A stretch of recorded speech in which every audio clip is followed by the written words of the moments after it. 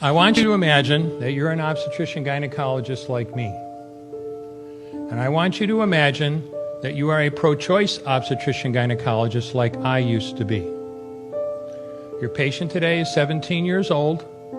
She's 20 weeks pregnant.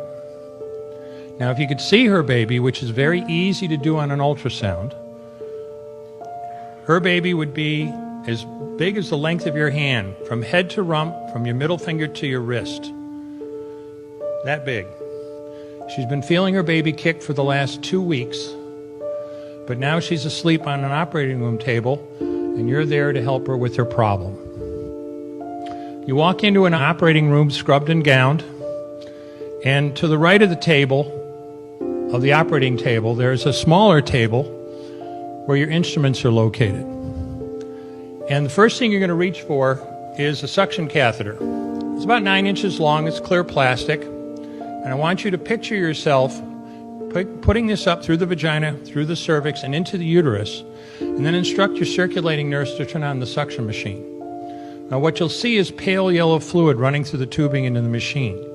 That was the amniotic fluid that was there to protect the baby.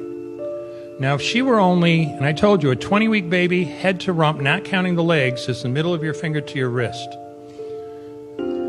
If she were 12 weeks pregnant or less, measured from her last period, her baby would be, a 12-week baby is the width of your hand, head to rump, not counting the legs. And if she were 12 weeks pregnant or less, you pretty much could do the entire abortion with this one instrument.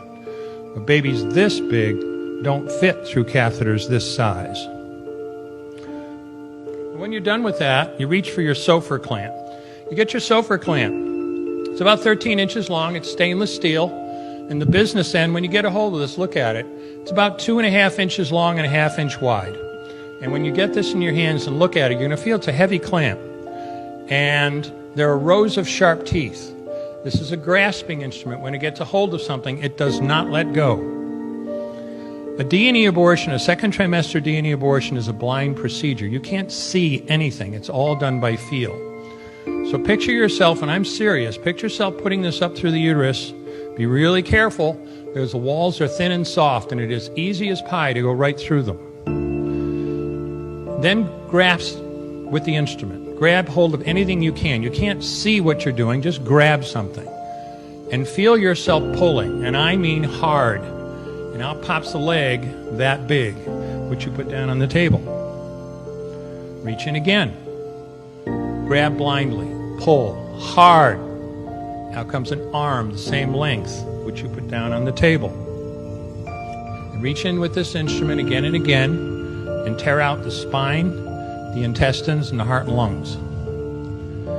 Now, the head on a baby that size is about the size of a plum. And again, you can't see it. You have a pretty good idea you're there if you've got a hold of something and your fingers are spread as far as they'll go.